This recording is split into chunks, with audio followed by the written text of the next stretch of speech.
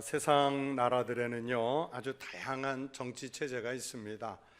우리나라나 미국처럼 강력한 대통령제를 하는 국가가 있고요. 또 영국이나 일본, 네덜란드, 덴마크 이런 나라들처럼 왕은 상징적인 존재로 있고 총리가 국가의 수반이 되는 입헌군주제를 하는 나라들도 많습니다. 독일이나 이탈리아를 비롯한 유럽의 많은 국가들 중에는 그 국회 안에서 국회의원 다수가 차지한 정당이 나라를 경영하는 의원 내각제를 시행하는 나라들도 많습니다. 각각의 그 나라의 형편과 역사에 따라서 자기들에게 가장 적합하다고 판단된 정치 체제를 채택했고 그것을 발전시켜서 오늘까지 왔을 것입니다. 이런 생각을 했습니다. 그러면 우리 그리스도인들이 주님이 통치하시는 나라를 하나님 나라 또는 천국이라고 말하는데 그러면 이 하나님 나라는 누가 통치하시는가? 어떤 체제를 가져야 마땅한가? 당연히 하나님께서 통치하십니다. 이렇게 고백은 하는데 과연 그럴까? 이런 생각들이 들었습니다. 우리는요 하나님의 통치보다는요 내가 내 자신을 통치합니다. 하나님을 왕이라고 고백은 하지만 그분의 통치는 받지 않으려고 하는 그런 이중성을 갖고 있습니다. 여러분, 우리 인생에서 왜 하나님의 통치가 약해지셨을까요? 예수께서 이 땅에 오신 지 수천 년이 지나서 이제는 약효가 떨어지고 또 주님이 노쇠했거나 아니면 너무 많이 들어온 이 낡은 복음이라서 말씀의 힘, 권능이라는 것이 무기력해졌기 때문이겠습니까? 예수님의 능력이 다 돼서 우리 예수님이 이제 힘을 잃어가고 있기 때문입니까? 여러분, 결코 그렇지 않습니다. 사람들의 마음과 생각이 점점 예수님으로부터 멀어지고 사람들의 마음속에 우리 예수님을 왕으로 모시는 신앙이 약화되고 있기 때문입니다. 다른 사람의 간섭을 받기 싫어하는 사람들, 종교적 관심에서 벗어나고 싶어하는 현대인들의 고독감, 이런 사조들이 예수님을 상징으로만 품고 있고 예수님을 믿는 그 신앙을 박제화시켜서 그냥 움직이지 않는 그런 박제된 예수로 만들어가고 있기 때문입니다. 예수님을 왕으로 모셔드리지 않는 대신에 반대로 자기네들이 왕이 되려고 하고요, 자신들이 직접 왕을 넘어서 하나님까지 되려고 하는 이런 풍조가 오늘날 현대인들에게 점점 강해지고 있습니다. 자유로부터의 도피라는 유명한 책을 쓰신 분이 에릭 프롬인데, 이 에릭 프롬 사회심리학이라는 분야를 만들어내신 분이에요. 이 에릭 프롬이 쓴 책 가운데 You Shall Be God 이라는 책이 있는데 굳이 우리말로 번역하자면 네가 하나님과 같이 되리라, 이런 뜻입니다. 에릭 프롬은요 이 You Shall Be God 이라는 책에서 우리 인간의 마음속에는 인간 스스로 주인이 되고 싶어하는 유혹, 자신이 하나님이 되고 싶어하는 그런 속성을 가지고 있다고 봤어요. 여러분, 사탄은 마치 인간 자신이 인생의 주인인 것처럼 행세하라고 그렇게 유혹을 하지요. 그만큼 사람들은 이웃이 되었든 동료가 됐든 상사가 됐든 심지어 종교적 대상까지도 끌어내리고 자신이 그 자리에서 하나님 되려는, 왕이 되려는 속성을 가지고 있습니다. 여러분, 아담과 하와가 에덴 동산에서 처음 범죄한 그 내용이 무엇입니까? 사탄으로부터 받은 유혹이 무엇이었습니까? 선악과를 먹으라는 거잖아요. 그러면 이 선악과를 먹으면 내 눈이 밝아져 너희가 하나님같이 되리라. 하나님 되고 싶다는 그 욕심에 사탄의 유혹에 넘어가 덜컥 하나님이 금지한 그 선악과를 먹고 말았지 않습니까? 여러분, 이 죄악은 진실하신 왕, 그분을 내 안에 모셔야만 해결을 할 수 있는 그런 교만한 범죄입니다. 성경을 읽으면서 언제나 은혜로운 인물이 있습니다. 다윗이라는 분입니다. 다윗은요 어렵게, 정말 어렵게 왕위에 오르게 됐습니다. 다윗이 이스라엘의 두 번째 왕으로 즉위를 하고 나라를 통일시킨 후에 그가 먼저 한 일은 예루살렘에 다윗성을 세우는 일이었습니다. 그리고 그 성으로 여호와의 궤, 하나님의 법궤를 모시는 일이었습니다.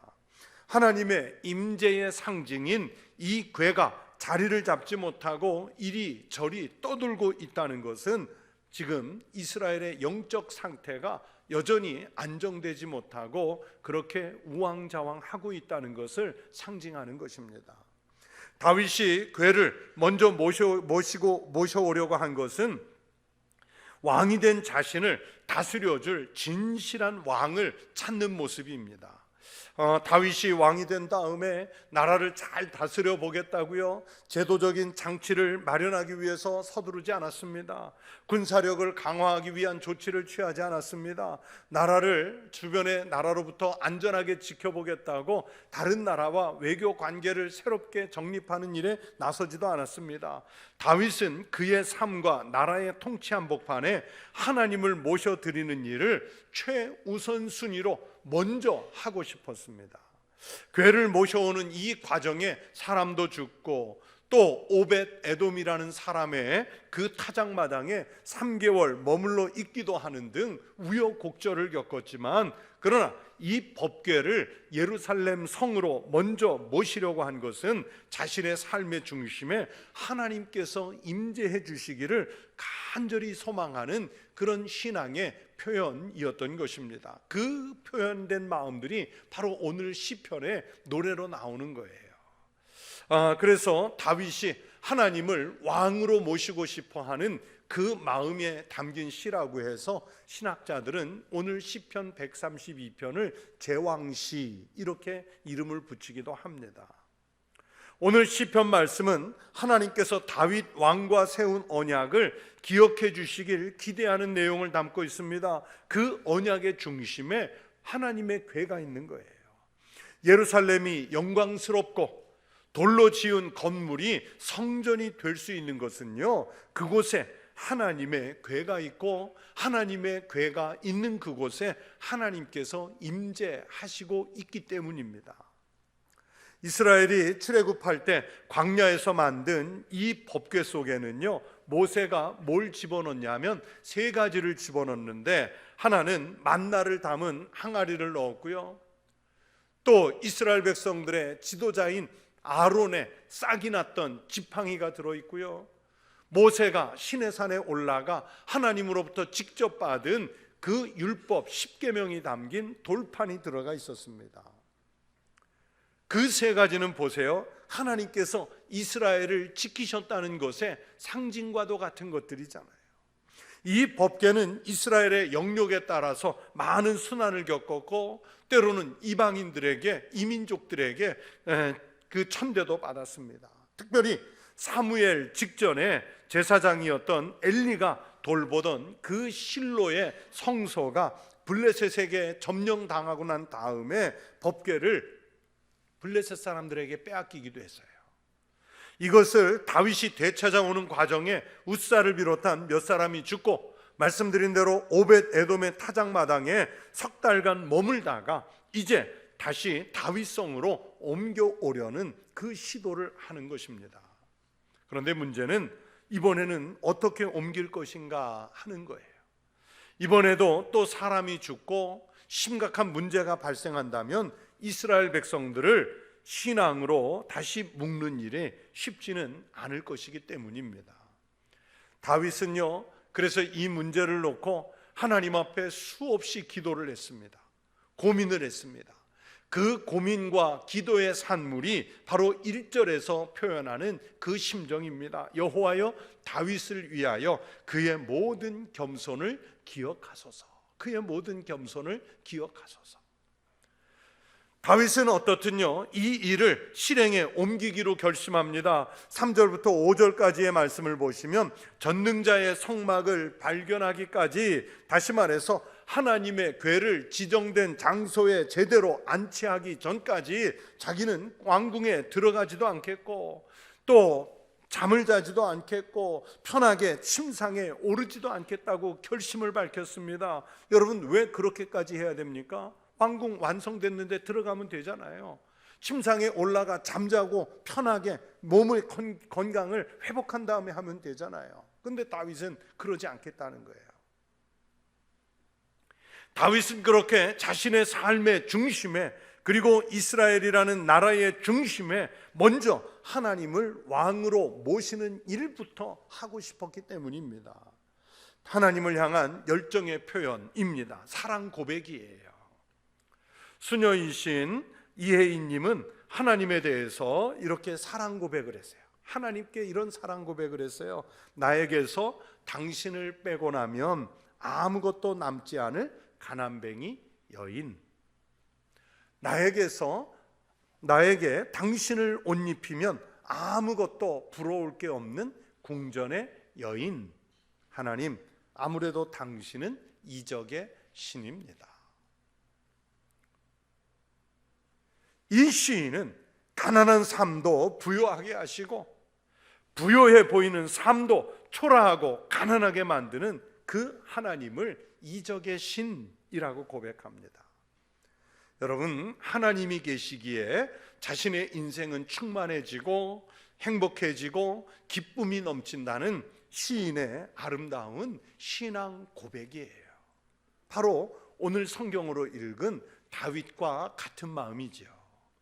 여러분, 이것은요, 아무나 경험할 수 있는 일이 아니에요. 누구나 이런 고백쯤은 하고 할 수 있는 그런 고백이 아니에요. 하나님의 은혜를 경험해 본 사람만이 할 수 있는, 그리고 알 수 있는 아주 신비한 은총입니다. 여러분의 고백은 무엇입니까? 하나님을 향해서 여러분은 어떤 마음으로, 어떤 언어로 여러분의 사랑을 하나님께 고백하실 수 있습니까? 다윗은요, 바로 그 비밀을 알았습니다. 그래서 다윗은 하나님을 자신이 정한 그 도읍지의 중심에 먼저 모셔오고 싶었습니다. 다윗은 예루살렘이 원래 굉장했던 도시여서 특별한 것이 아니라 하나님께서 임재해 계시기 때문에 거룩한 도성이 될 수 있다는 것을 알았습니다.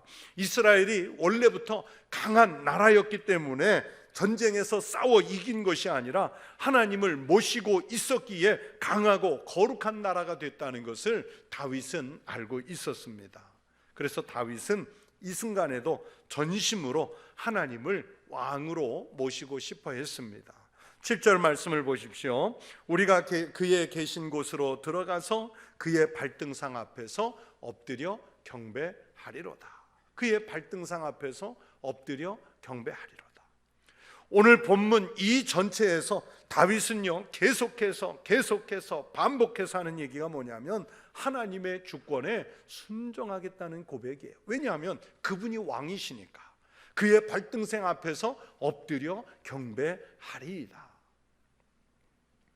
하나님의 사람으로서 위대한 생애를 살았던 분들은 한결같이 자기의 삶의 중심을 열어서 하나님을 내 안에 모시고 왕으로 모셨던 사람들입니다.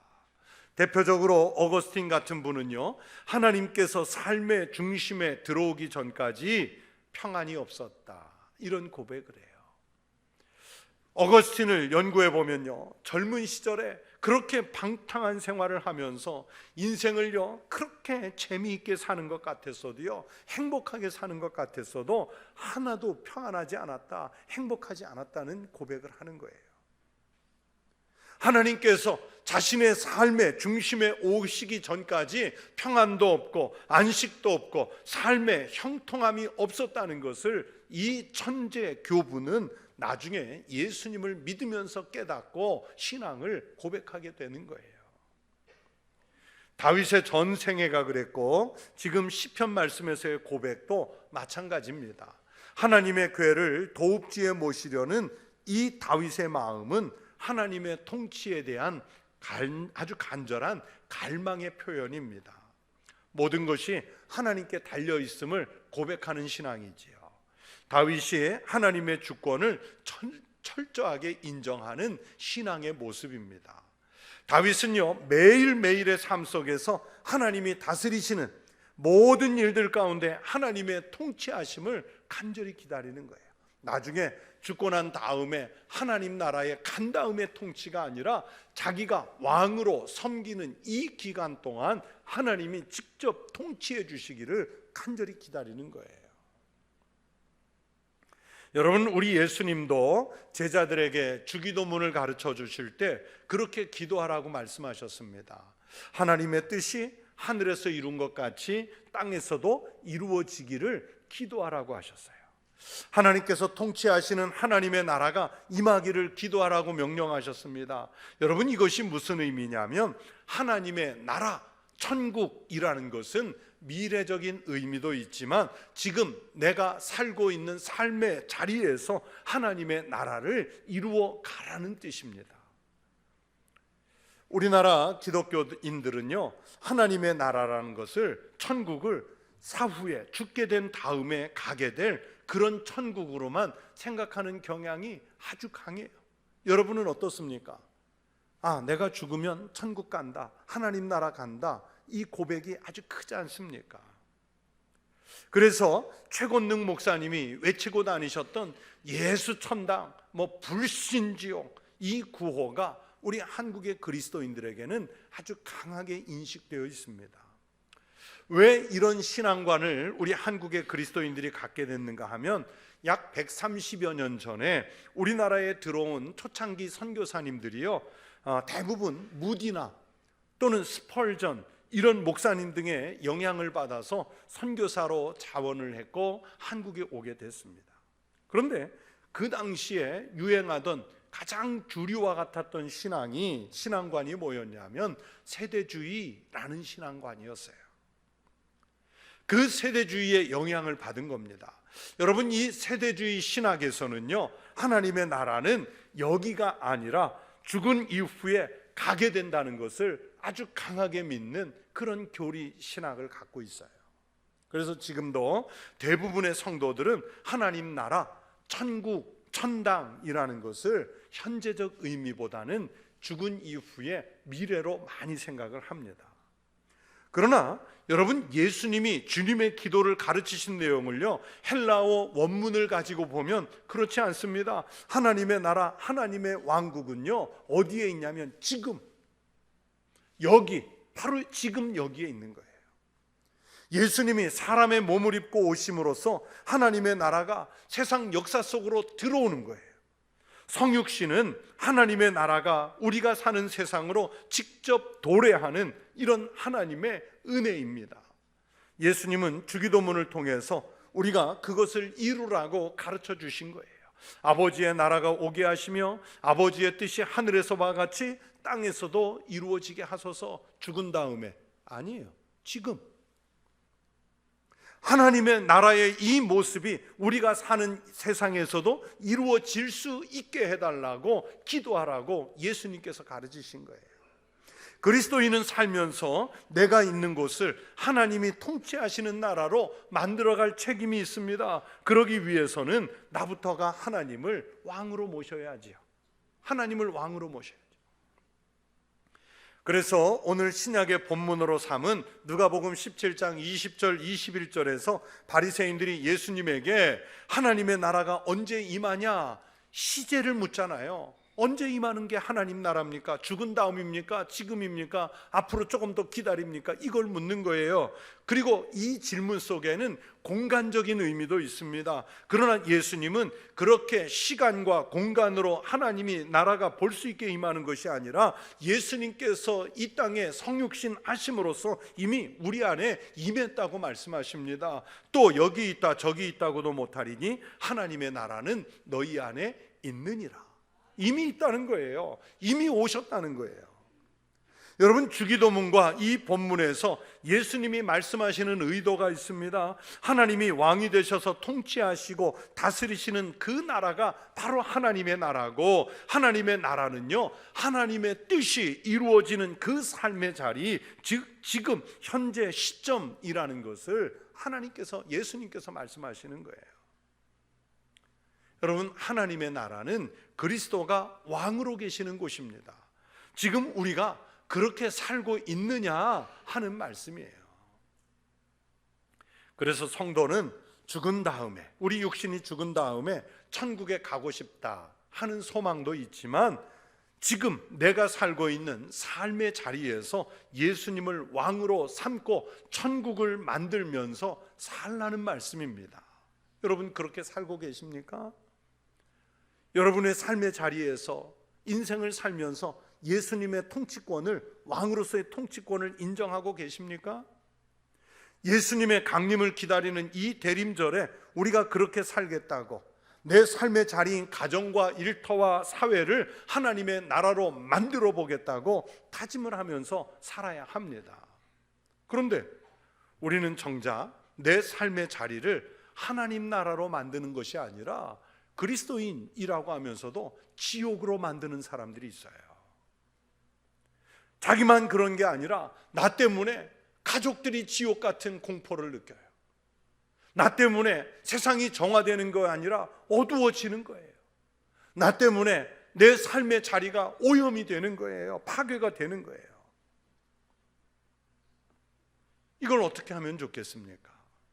오늘날 우리 시대에 너무나 많은 교회들이요, 여러분, 또는 그리스도인 공동체들이요, 바깥 세상은 둘째치고 교회 안에서조차, 아니면 그리스도인들의 모임들 속에서조차 하나님 나라를 못 만들고 있지 않습니까?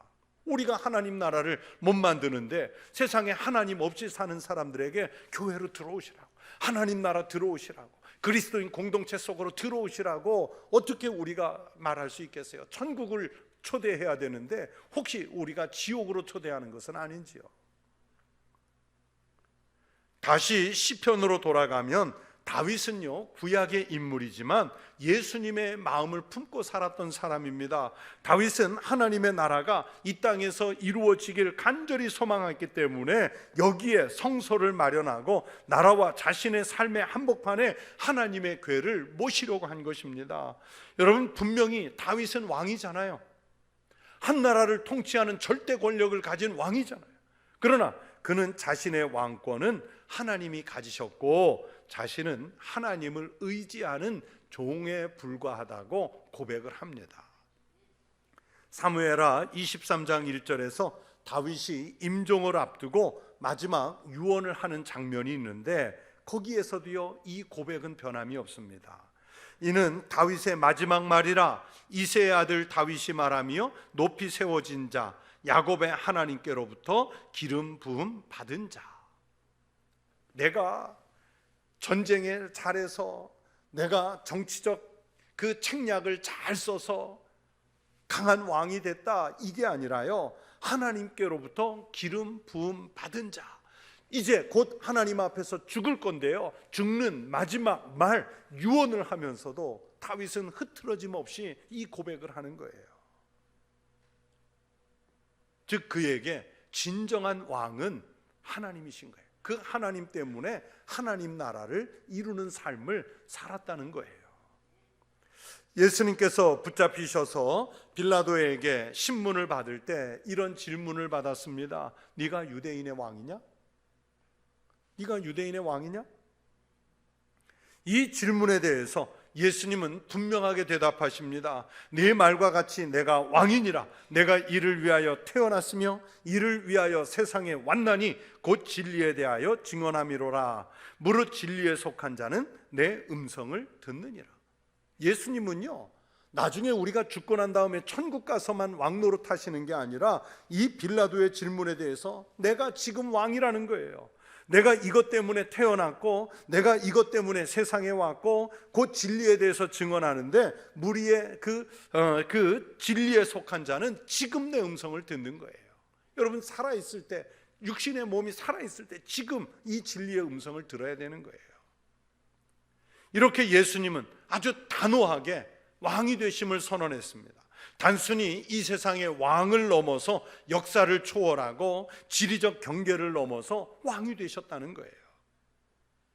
그런데 우리가 그 사실을 미처 깨닫지 못하고 있습니다.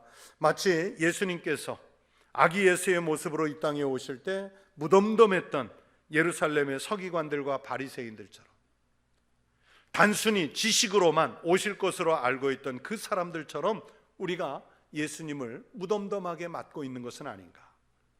아니면 헤롯처럼 아주 포악하게 예수님을 맞는 사람들도 있습니다. 그분이 오심으로 인해서 자신의 생활에 또는 신분에 위기감을 느끼거나 흥미를 빼앗기는 사람들은 예수님을 적대적으로 맞아요.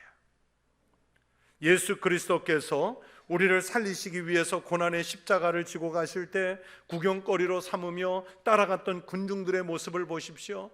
여러분, 그들은 불과 일주일 전에 예루살렘 예수님께서 들어오실 때 길가에 나아가서 호산나 호산나 다윗의 자손이여 찬송을 받으시리로다 하며 종려가지 흔들고 길가에 그 자신들의 웃옷을 벗어서 깔아주던 사람들이 그들이었잖아요. 그런데 불과 일주일 만에 태도를 돌변해서 예수님을 향해서 십자가에 못 박으라고, 바라바를 풀어주고 저를 십자가에 못 박으라고 외치는 그 군중들이잖아요. 로마 병정들은 예수님의 십자가 아래서 예수님이 입었던 옷을 찢어 그 옷을 분배하는데 정신을 빼앗기잖아요. 여러분, 우리 예수님은 이 땅에 오셔서 그런 대우를 받으실 분이 아닙니다. 예수님은 분명 왕으로 오신 줄로 믿습니다. 우리 개인의 인생의 왕으로 오셨고, 우리 시대의 왕으로 오셨고, 우리나라와 민족 가운데도 왕으로 오신 줄로 믿습니다. 오늘은 대림절을 맞는 첫 번째 주일입니다. 여러분, 대림절을 맞으면서 생각해 보십시다. 내 인생에서 하나님은 얼마나 많은 비중을 차지하고 계신가? 우리 삶에 있어서 과연 하나님은 다윗이 그렇게 모셨던 것처럼 왕으로 모시고 있습니까? 우리는 그분이 우리 삶을 다스려 주시도록 그분을 내 삶의 중심에 모셔드리고 있습니까? 과연 예수님이 나의 삶에 진정으로 모셔드리고 있는 그런 왕이신지요? 예수님 대신에 돈이, 자식이, 권력이, 학위가, 세상 관계가 왕으로 자리 잡고 있는 것은 아닌지요? 여러분에게 올해 대림절과 성탄절을 맞이하면서 예수님은 어떤 분으로 찾아오고 계십니까? 우리 예수님께서 우리 천국교회에 왕으로 오셨으면 좋겠습니다. 예수님께서 여러분의 삶 속에도 왕으로 자리 잡고 계셨으면 좋겠습니다. 예수님께서 우리나라와 우리 민족의 왕으로 인정을 받으셨으면 좋겠습니다. 그래야 나라가 평화롭고, 그래야 교회가 힘을 얻고, 그래야 여러분의 가정이 회복될 줄로 믿습니다. 여러분의 삶의 자리에서 하나님 나라가 이루어지고 그 나라를 오시는 예수님이 통치하시는 천국은 죽은 이후에만 가는 것이 아니라 오늘 내가 살고 있는 그 자리에서도 그 자리가 천국이 되기를 축원합니다. 내가 사는 생명이 바로 예수님의 왕되심에 달렸습니다. 하늘의 왕이신 하나님이 우리에게도 왕이 되시기를 주의 이름으로 축원합니다. 기도하겠습니다. 하나님 아버지, 감사합니다. 우리의 왕이 되시려고 친히 사람의 몸을 입고 성육신해 주시니 감사합니다. 다윗이 그랬던 것처럼 우리의 인생 가운데 전 생애를 살면서 오직 하나님만을 왕으로 섬겨 하나님의 거룩한 백성으로 우리 삶의 자리를 천국으로 변모시켜가는 신령한 그리스도인들이 되게 하여 주시옵소서. 예수님 이름으로 기도하옵나이다. 아멘.